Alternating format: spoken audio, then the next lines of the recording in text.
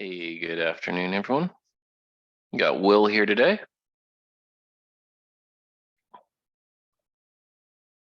Let everyone get in here. Let me get my pre-submitted questions. I think we have one. That's today. Those are from yesterday. Or here's a question from Leah. I'll get that in the chat here. I got a decent sized group today. Only a couple pre-submitted questions, so if you guys have anything, as always,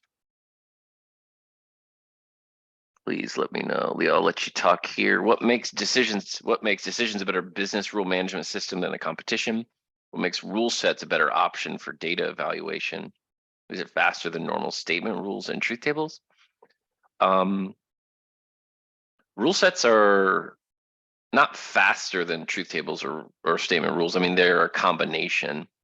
Rule sets are an easy way to manage groups of rules, where normally if you had a series of truth tables that you needed to execute, you might have to sequence them together in a flow. And the addition of a new truth table requires you to build a truth table and to edit the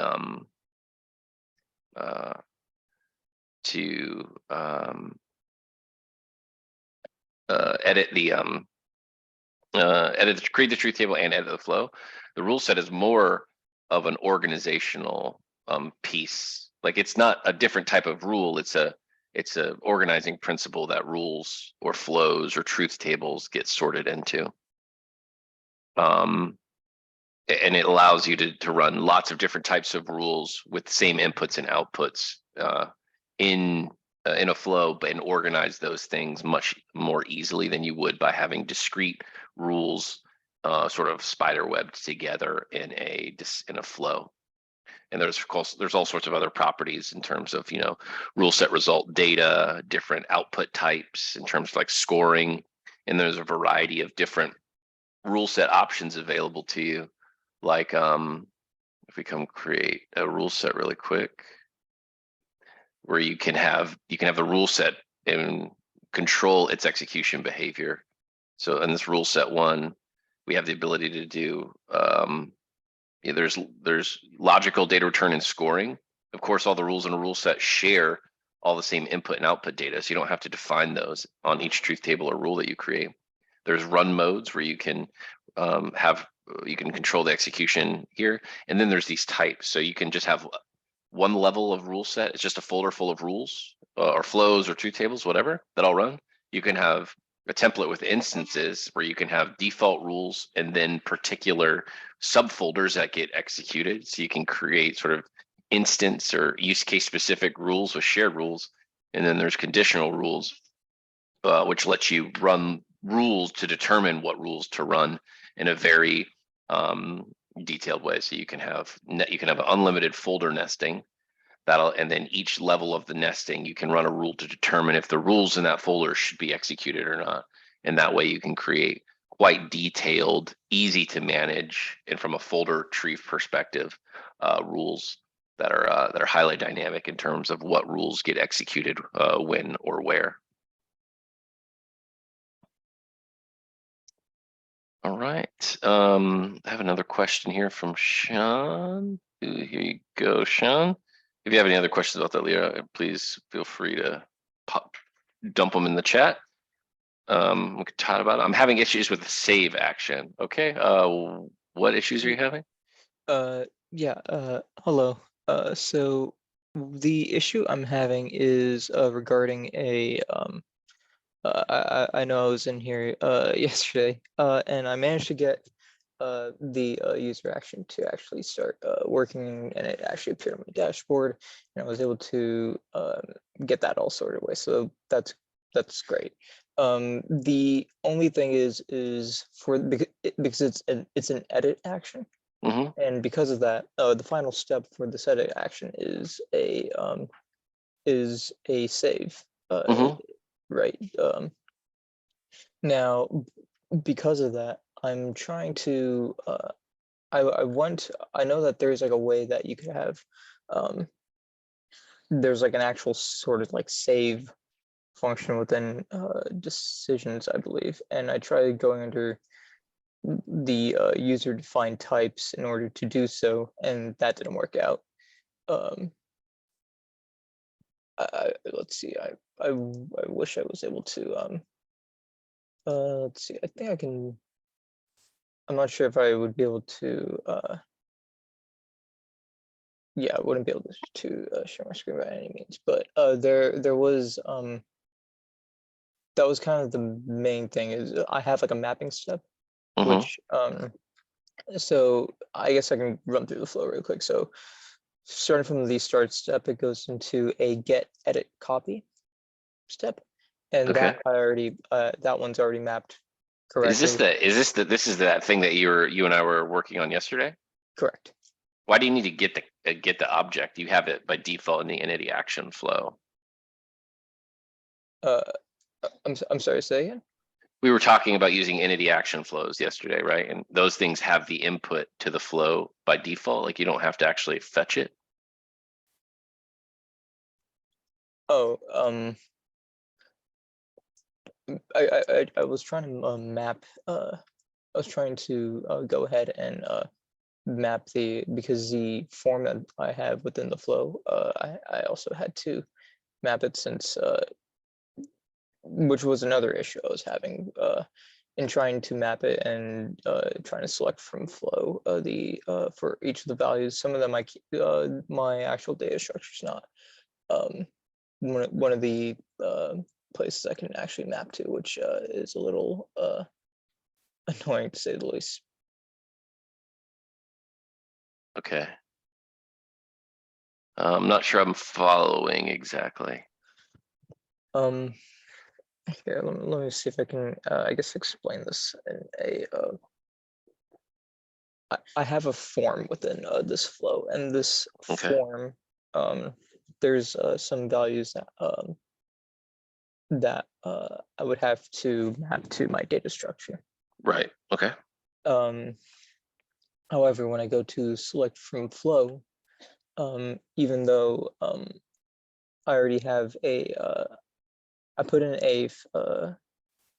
yeah, I have to like just map into my data structure, and I can't seem to be able to map some of the values to my data structure, and I'm not too sure as to why I can't. Are you like in the flow we built yesterday? We did this, right? Like you have your form. Your form takes in your object, it takes in a property from your object, right? And then does change value on that property. So whatever comes out of the form, you bind to that entity, that object property. That's what this setup is doing in an entity action flow. There's a text box here called ASDF, whose value is going to be the property SRTAS. And then whatever the user enters we're going to change the value of SRTAS to that value.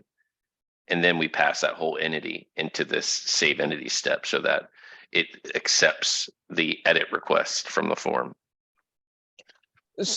So you're let's see. So in the wait, so in the inputs spot when you had entity dot I guess SRTAS, um I was trying to map it so it was like that, and and I still can't seem to get that mapped. It was like my issue. Yeah, so I'm not sure how much I can help there. I mean, I Yeah, think support could help with that. I'm not sure. We can't let you share your screen anymore. right. Yeah. So I don't know, and I'm not sure I understand exactly the mapping issue. But this pattern should work for what I think you're trying to do. It might just be a question of what the data object is, right? Here's a form. The form Mm-hmm. has a text box. This is a Mm-hmm. property that you're editing on your data type, Mm-hmm. right? Yeah. And then we're passing in a property from the data type you're trying to edit. Who cares where it might come from, right? There's a thing Right. called entity, and it has Mm-hmm. a property called SRTAS. And then this is so here's inputs, here's outputs. On the inputs, we're going to take that string property in and show it to the user when this flow runs. Mm-hmm. And then that user can change that. And when this form ends, when this form comes down its outcome path, whatever the value, whatever value the user has modified that to, if any, is going to be the new value of SRTAS here. So the object, there's a property called hello world that comes into the form, and there's a property Mm-hmm. goodbye world that comes out. Right. Because we're using change value, we're actually mapping to that property. I Like see. we're saying like change the value of SRTAS to what it was to what it is now. And then you can just save the whole object as a whole, which is what the save entity step is doing by taking in a whole entity object. I see. And then you just use this pattern for all of the properties that you need to make editable on your data type. The same pattern applies. Create a property on the form, map the property from your object into that as its input, change value on its output on the output, and then save the whole thing. So if you're using like a get edit, fetch edit copy here, then you're gonna just do fetch edit copy object, whatever it's called, dot property on that for each control, and then change value in the same thing. These values should be identical using this pattern. Okay. Like not the actual value, but the mapping path should be identical. I see. Okay. All right. I'll give that a shot then. Perfect. Thank you, sir. Okay. All right, here we go. And Chris, you got a question, sir? Any account seems to have fields for security question and answer. They don't seem to be used. Are they used? They can be if you want to have like recoverable passwords. So I believe under portal setting, there is it security or recover? Store passwords in a recoverable way. Maybe these are something we got rid of recently. We definitely used to have the ability to set security questions on an account. Did we remove this ability? Here's an account. Let me just create an account. Yes, of course, it's not secure enough. You want to get hacked. That group address, other contact. We might have removed security questions. If I create that account, there was a home folder.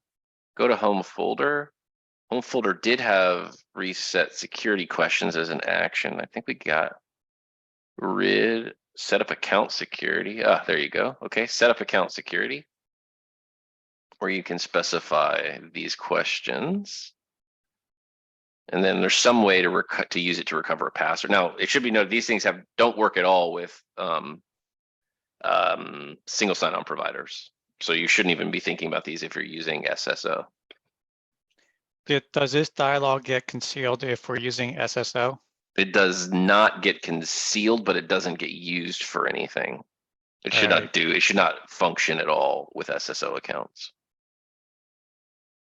But I don't actually think that we hide this from being used on a user's home folder in any way.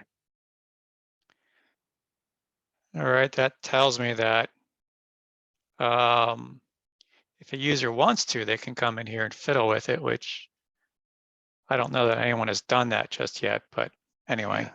You can add security questions and security questions.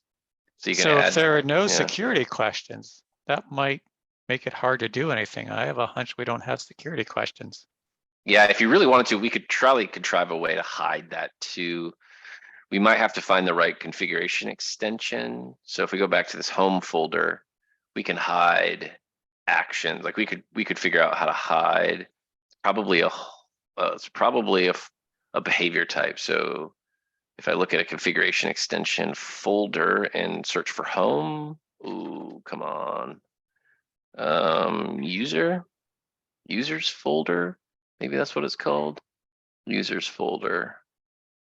If I write an action visibility rule, I'm just going to create one that returns true for everything.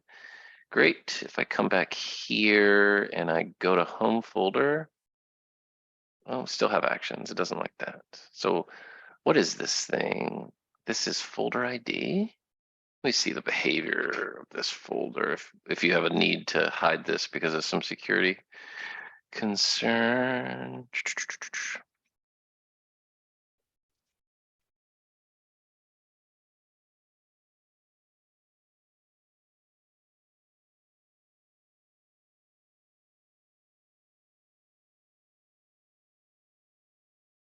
this is a person folder behavior. Of course, why wouldn't I have assumed that that's what it is?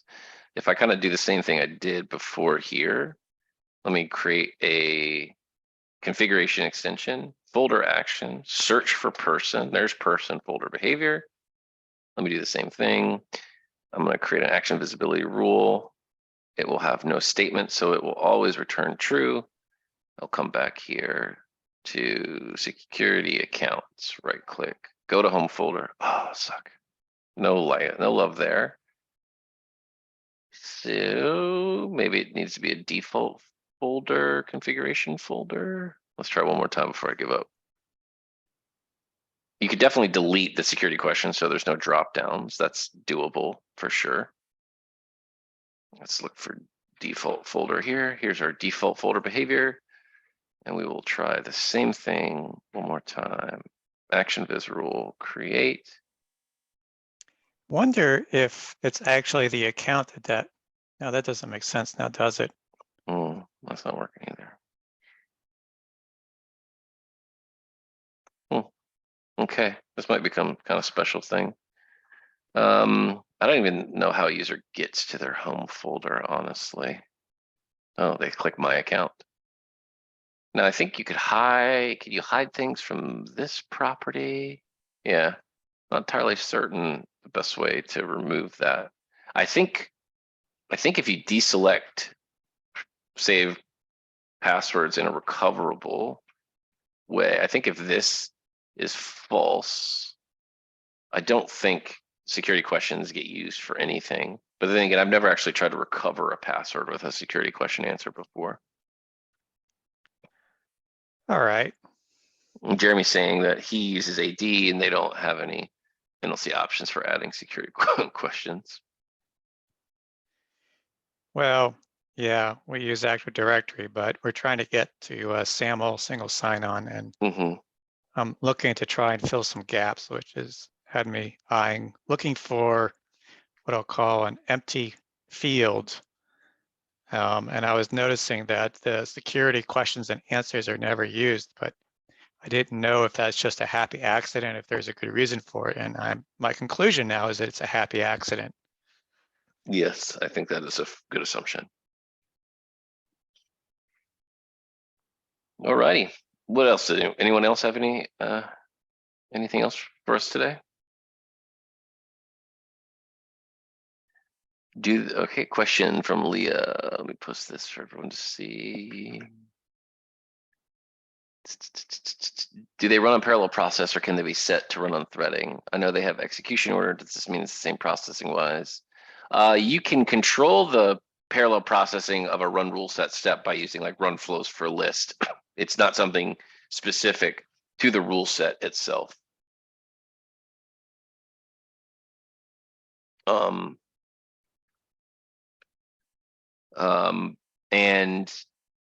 Yes, the execution order is the same thing as running a bunch of rules sequentially in a flow. It's the same thing. It's just configured. You're letting the rule set configure it as opposed to the ordering of the steps in the flow. So you can make them run in parallel by embedding them in run flow for list steps to get parallel processing. We have many customers doing that pattern. The rule set itself does not have the concept of parallel execution. Is there any additional metadata I can pull from the rule sets? How many rules ran? Yeah, you absolutely can. You get a bunch of data out of a rule set, like with the actual rule results. Like you get rule set result data. And you can also look where was I at in here when I created my rule set one. There's also these properties on a rule set at the bottom here to allow you to save off the result storage. So you can save rule result data header or all. You can save off a lot of data about the execution history. Now this can get pretty verbose, so you need to have some way to clean it up or cold storage it. But this would give you all rules in the rule set that have been executed after it's been enabled. So you can see rules that were run.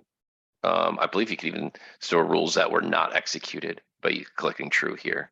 But you can definitely see rules that were executed if you're trying to determine what rules have been executed. And when you run this, you just get some tables like rule result data. I think is, if we create a report here, the table, you just have to write some report. If we look for rule set, we have rule set result details. This is what you'd start seeing get populated if you enabled that audit rule execution property we were just looking at. Alrighty, what else do we have?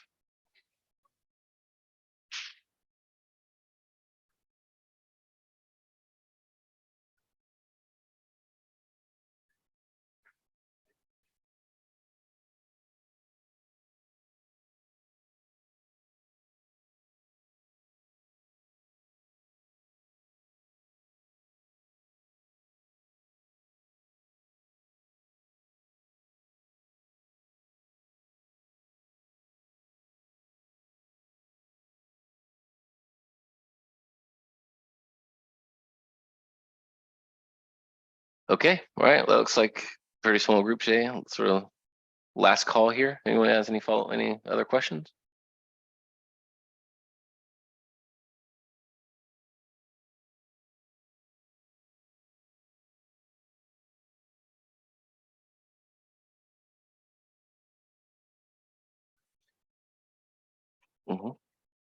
Okay, all right, thanks everybody. Have a great afternoon, and tomorrow you've got Jared for normal on Wednesday. So see y'all next week. Thanks.